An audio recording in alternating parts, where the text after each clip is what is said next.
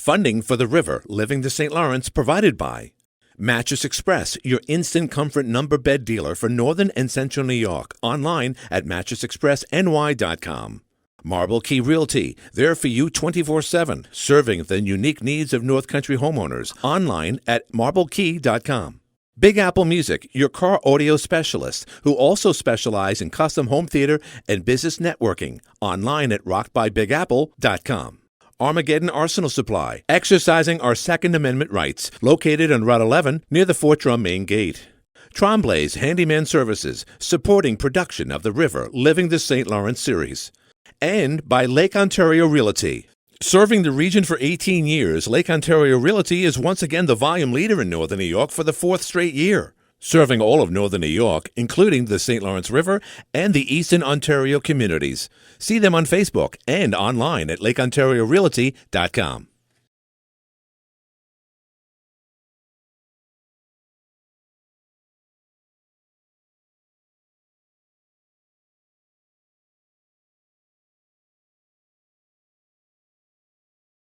Today on the river, living the St. Lawrence.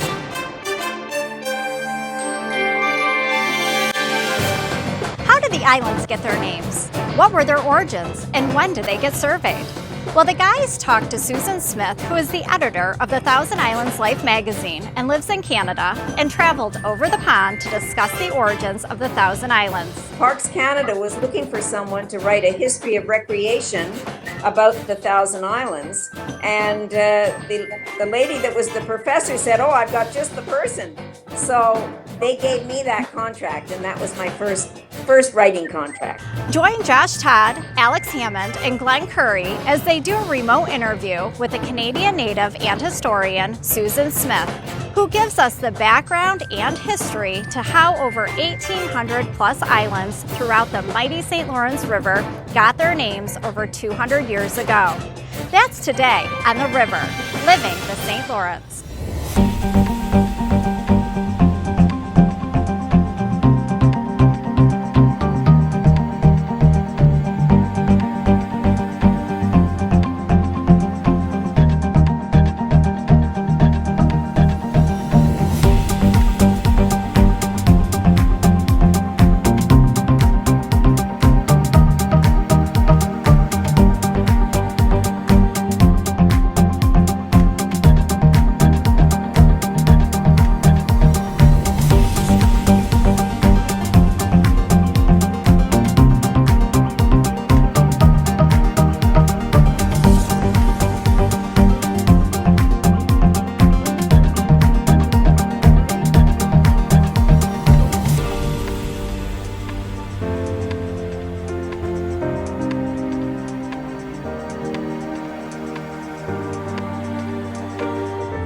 Everything has an origin, and today our guest Susan Smith showed us how and why the islands of the St. Lawrence got their names.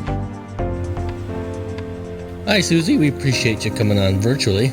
I haven't got a chance to discuss your career and how you got started. If you got a moment to briefly discuss how you got into writing and even what you did in your past life. What happened originally was we had a cruiser, and my husband was the one who was at the helm, and I was the one that had all the charts. And it drove me nuts. Why would someone name a beautiful island debt dealer or bloodletter?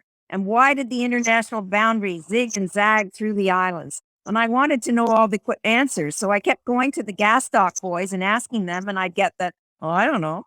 Oh, I don't know." So I decided I'd just look it up myself. And we were living in Montreal, and I went to the Westmount Library, and I started to look up as much as I could about the Thousand Islands. And from there, I went to Parks Canada.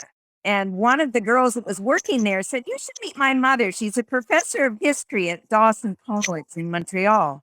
So I made an appointment, and I went to see her. And like most amateurs, we get so excited about what we know, we start jabbering away and never listen to what the person that we're interviewing is really telling us. And it was the best thing I could do, because Parks Canada was looking for someone to write a history of recreation about the Thousand Islands. And the lady that was the professor said, "Oh, I've got just the person." She came to visit me, and she never stopped talking. And she knows more about the islands than anybody. So they gave me that contract, and that was my first writing contract. Am I safe to say that your expertise is in the naming of the islands, how they got their names, like you said? That was always my passion. And I was able to find some wonderful resources. I went to England. I went to Washington, D.C., and certainly our Canadian archives and library and archives had a wealth of information. But nobody had really pulled it out. It wasn't all in a book.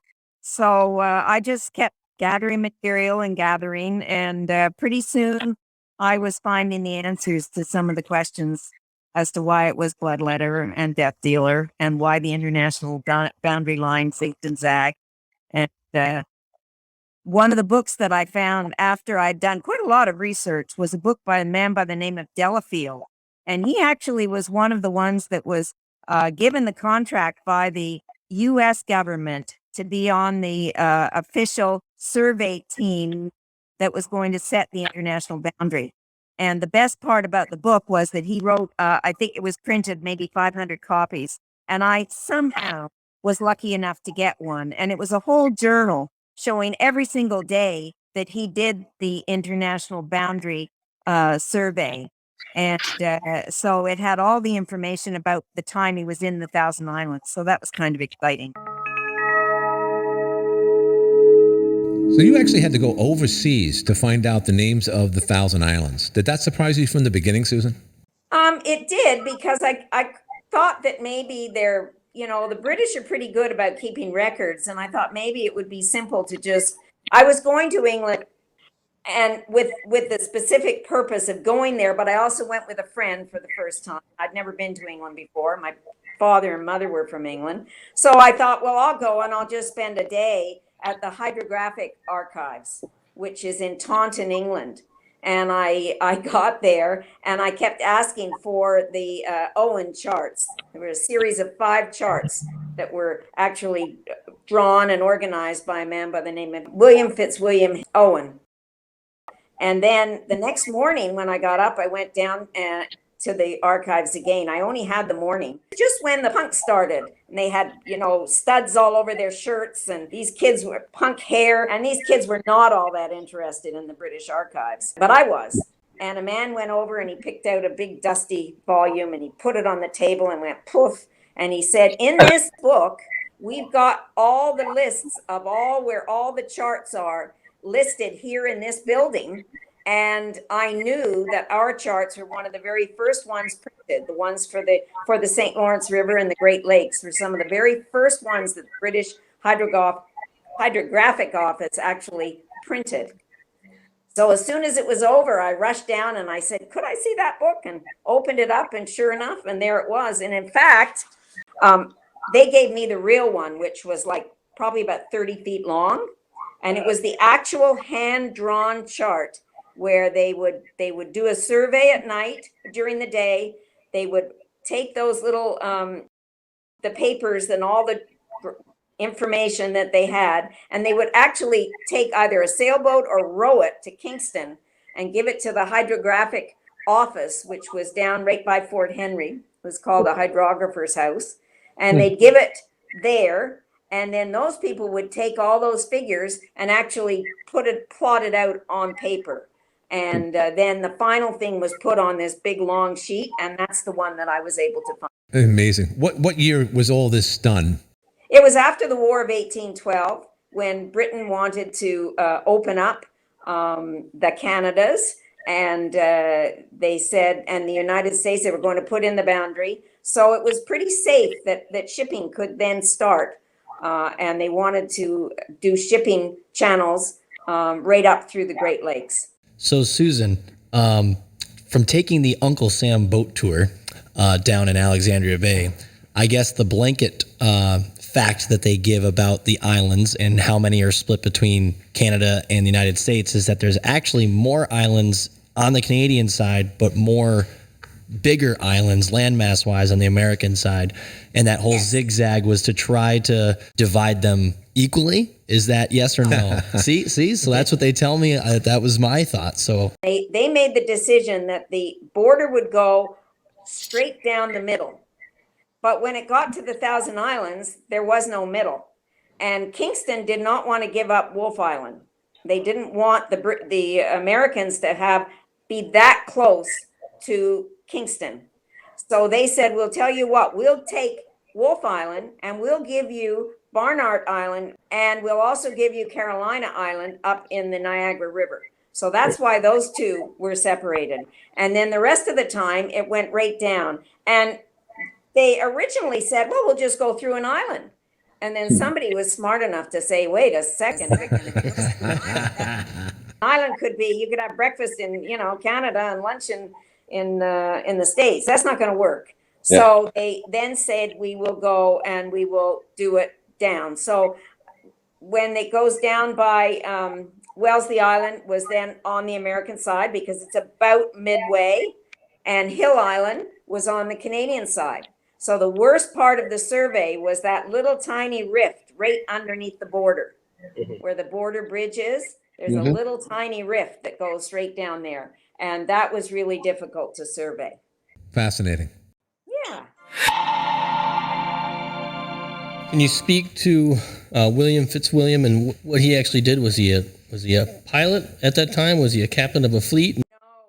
He was a hydrographer. In fact, I am always telling everybody that, when I die, he's going to be the first person I'm going to look up because I still have lots of questions. He started out, I think he was about 10 or 11 years old, and he was put into the British Navy, was taught how to do surveying, and he actually taught everybody when they came here how to do the surveying. After he did the survey here, he ended up going to Africa, and he did the east and west coast of Africa. And all of the names that we have here in the Thousand Islands, many of them were of the little islands and so on the east and the west coast of Africa. They've been changed, obviously, over the years, but many of them were exactly the same. And in fact, a couple of his surveyors that were here in Canada went to Africa as well. And then he retired. And his father had been given a land grant, believe it or not, in Campobello Island off of New Brunswick. And so he came to Canada and he lived on Campobello Island. He became a member of the New Brunswick legislature. And everybody thinks Campobello Island, they only think of Roosevelt as a summer home, but it was Captain William Fitzwilliam Owen's island, really. Is my research correct in that he named a lot of the western side of the Thousand Islands after his ensigns and his officers? Ones that they were called the hydrographers. That's right around Bolt Castle. Those islands there were named after the hydrographers. But 55 islands around Wellesley Island, which was named after the Duke of Wellington, Sir Arthur Wellesley, they were named after officers who fought in the Peninsula Wars with Wellington. And so you've got Hill and you've got Murray Island, and all of those were officers who fought in those wars. So that's a great segue into the changing of the names. I think we're well over 1,800 islands. Some have changed names a couple times. Some are just named number 1 and number 15. Why is it, and how is it allowed that they're able to change names? How has that process worked? 1862, a man by the name of Charles Unwin was given the task of coming to the river and deciding do a survey to find out how many islands there were here, because Owen only did it for depth. He didn't give names he gave names to the big islands and to many of the islands, but he didn't do it to all the little tiny ones, and there were a lot of tiny ones. So he said, well, I know what I'm going to do. He was given a task. He said, if an island was named by Owen and is owned by a local name, then you put both of them on the chart. So up here we have Bostwick and York, and we have quite a number of the islands around the Admiralty group are known by two names. But for the little tiny islands, he said, what we're going to do is we're going to number them. So he started off of Howe Island here, and he went all the way downriver to Brockville, and he named the islands Island 1, 2, 3, 4, 5, etc. to 122. And then about 20 years later, they were going to start to sell the islands. The islands were all considered indigenous land, and they were then, the indigenous people gave them a treaty, and then they could be sold. So they said, well, if we're going to sell an island, we better know what we've got there. So they hired another provincial surveyor, and he went down and he did the same thing, only he found a whole bunch more islands. And what had happened is that around 1816, they started to take timber off the islands because we started to get steamboats. So the islands were almost all cut down. All the wood on all the islands were sort of cut down. So all of a sudden, what would have just been maybe a brush or something, all of a sudden was, looked like a sizable island. So he did it very creatively. He said, I'm going to do island 1, and then the 3 or 4 little islands around it, I'll call them 1A, B, C, and D. And he did that all the way down to island 122. So I had someone call me the other day and said they wanted to look at island 80J, and did I have any idea where that would be? And I could look it up on my chart, and sure enough, I know exactly where it is. So some of them were 80, went all the way up to J. Some of them were just very small, and it would just be A, B, and C. That day I was in the British Admiralty Islands, what I had done was I had taken the Owen charts and I had written down every name. So I had about 250 names, and I was trying to find out who all the people were that they were named after. And there was one man by the name of Porter. I couldn't find a Porter anywhere. I mean, in the Admiralty group, it's not so bad because they were admirals on the high seas, but they were also the head of the Admiralty. So they were the business people in the Admiralty. And they named them after the people who did the chart making, Walker, the people who were the chief hydrographers in northern Ontario, northern Quebec. All of these people they were all, because they worked for the Admiralty, they all had names, but I couldn't find Porter. And the day that I was there and opened up this long thing, I realized that it wasn't Porter, it was called the Porter, a man who actually was the porter in the office, and he would carry the charts from one room to another room. Well, in true British fashion, there's a book written about all the people that worked in the Admiralty. And I found out that the man that was the porter at the time that Owen did his charts was a man by the name of James Newbegin. So anyway, that island is now called Aubrey Island, and it's a park island, and everybody stays there. For many years, it was called Burnt Island, and then the St. Lawrence Islands National Park gave it the name Aubrey, and it became Aubrey Island. Susan, it seems like a lot of the responsibility of naming the islands came from the northern partners, and you might have elaborated on this earlier, and I'm sorry if you did, but did Americans, were they part of naming the islands too? No, well, yes and no. Owen did the charts, so Owen's names were there at the beginning, and then you have to understand that it wasn't until after the Civil War that sort of free time came, and people wanted to have. Industrialists then had free time to go and have a vacation in the summer. Before that, nobody had any vacation. So it was after that, and it was 1850s to 1870s that people started coming to the islands. And so those islands around Alex Bay would have been named, people just said, I want it to be named this.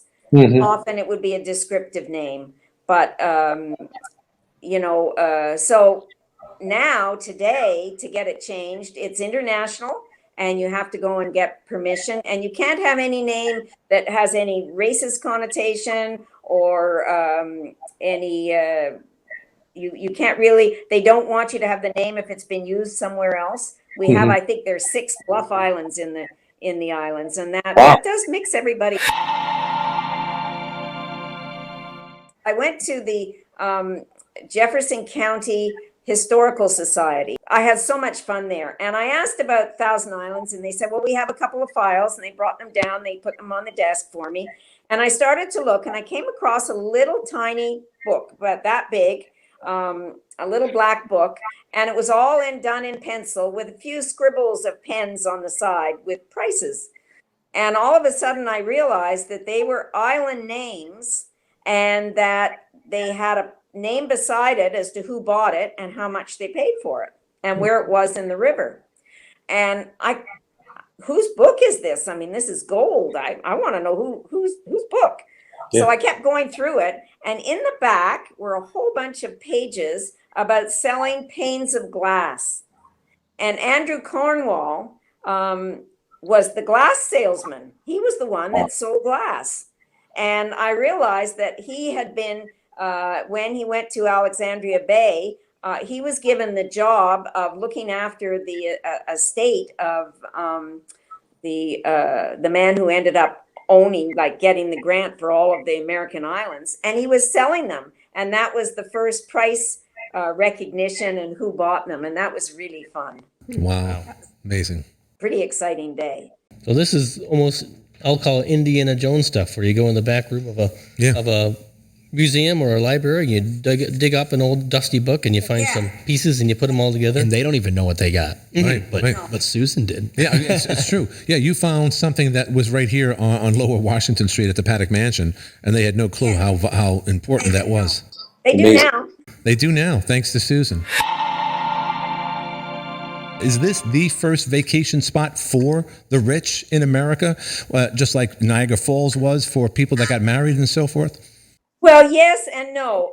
Certainly Rhode Island was probably much more, and some of the Massachusetts area, Cape Cod and so on. It was a little bit closer and easier to get to. And when they would come, they would ask their friends to come.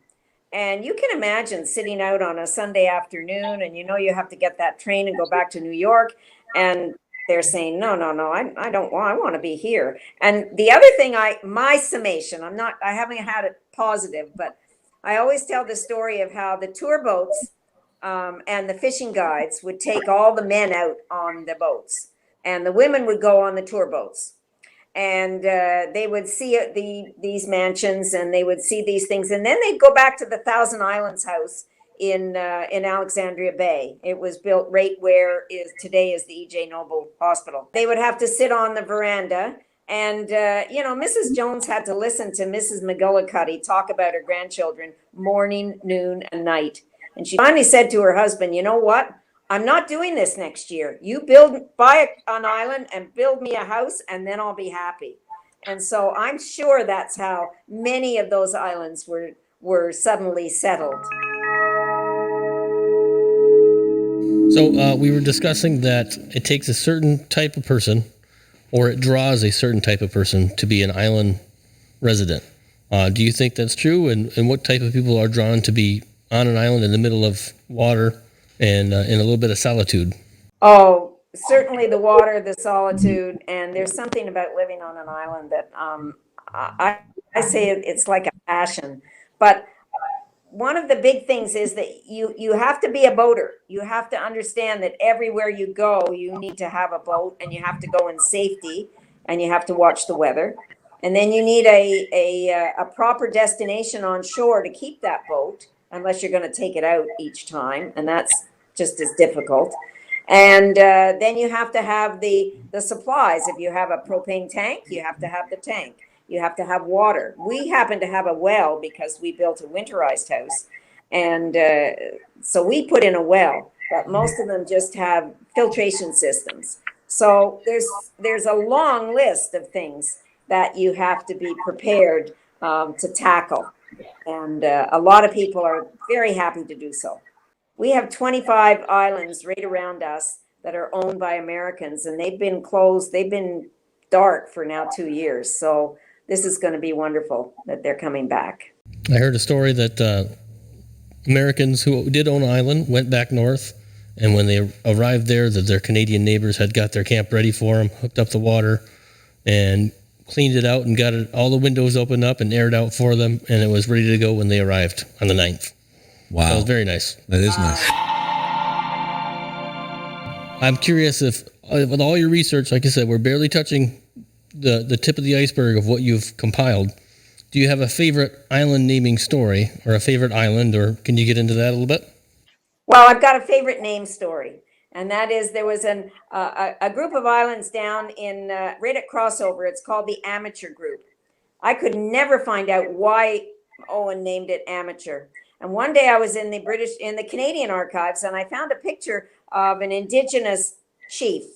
And it said the name was stamped on it. The artist's name was Jebb, Jebb. And I suddenly realized that that man had been a British engineer. And I then looked up all the British engineers that were working in Canada, building Fort Wellington down in Prescott, and all the British, they were doing things up in Kingston. But they were British Army engineers. They were not naval engineers, nor were they naval hydrographers. And so Owen was very smart. He named that whole group of islands after all of these Army engineers and called them amateurs. Wow. Oh. We would say the opposite, that the Navy are actually the amateurs.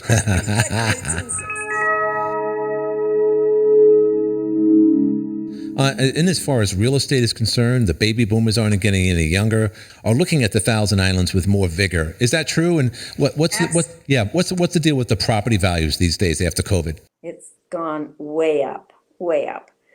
Just during COVID, it's gone way up. So I don't know what it's going to end up being at the end, but they've gone way up. It's a problem because many of the islands are owned by generations. They're fourth, fifth generations. And very often the families can't afford, if the taxes go up as much as people, do up in the Muskokas, taxes are $20,000, $30,000 a year. Well, not very many people can afford that if they've got a small cottage on an island. Right. So, it's going to change. I think it'll change. Susan, I just got to ask you simply, what's the future look like for the Thousand Islands and the surrounding area? Oh, I think it's bright. I think it's a very bright. I mean, you just have to look at the place. We all love it. And I think the best part about it is there's so many caring people. There are people that support the land trust, that save the river, all the museums on both sides of the river. I mean, these are people who they go all out to support. And as long as that's happening, and the art galleries and the music, as long as that's all supported, I think we're just going to have a wonderful life. I agree, Susan. Guys, I think you agree as well. I couldn't have said it any better myself. Thank you so much for coming, Susan. Well, thank you. Thank you, Josh. Thank you, Alex. And thanks for everyone watching our episode today with Susan Smith on the river, living the St. Lawrence. We hope you enjoyed today's episode. We hope you join us next time, because if it has anything to do with the St. Lawrence River, we'll talk about it here. I'm Lori Doldo. Thanks for watching, and we'll see you next time on The River, Living the St. Lawrence.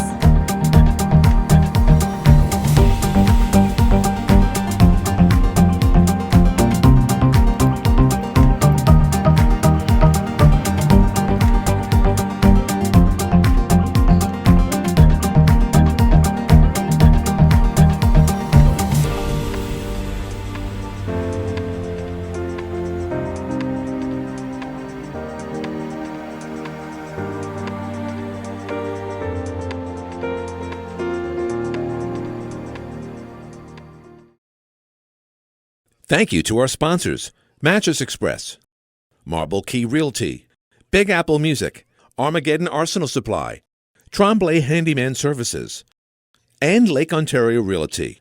Serving the region for 18 years, Lake Ontario Realty is once again the volume leader in Northern New York for the 4th straight year. They worked hard to be number one, serving all of Northern New York, including the St. Lawrence River and the Eastern Ontario communities. See them on Facebook and online at lakeontariorealty.com.